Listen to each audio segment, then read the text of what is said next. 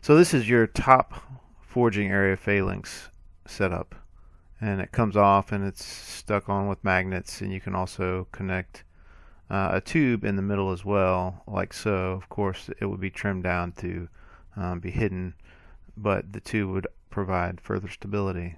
Then you have the side connection phalanx setup. This is also connected by magnets, but there's no tubing necessary in this at all. It's just a preference, whichever one you prefer, as to which one you go with. The ants will do fine in both, and different species, so many different species to comment on here, but different species may act differently according to which setup is for them, is used for them. But again, it's not going to matter a whole lot. This is more of a preference and a space thing for the individual ant keeper. They come apart really easily, and so when you have the nest block separated like this, it's easier to see the water towers. You have two large water towers in each phalanx. All the phalanx are 100% the same in that regard. And on the back, you have hydration tubes that are used to fill the water towers. And the Nestmates, as you see here, these are a vital part of our formicaria now, and the benefit is just too great to ignore. So I would recommend at least getting one with your phalanx, if not two, because they can provide ventilation, humidity, and also a drinking port for your ants inside the nest. Another very important feature of our formicaria, and as well, again, this is with the phalanx also, is the removable glass. And the glass is held on by magnets, and what it does is it makes it so much easier to clean it and do maintenance inside your formicaria. And one more thing to note here, this is museum glass. So what that does is it provides 95% glare reduction over a standard or normal glass. With each phalanx, you're going to have different levels. So with the large species, you only have 2 levels. It takes up the entire side. And with the medium and small species, for a little bit more in cost, you have 3 levels. It just takes more time and materials to make something with 3 levels, obviously. How the ants travel from one level to the ones below and above are through these holes. And so you can actually plug these up with cotton or a plug or a tube to separate each level from each other, if that is something you want to do. But the point is that they travel from each level using holes that you can't see without a little bit closer inspection. And then on the side, you have a side port that connects to the foraging area. And that is how the ants travel through their home.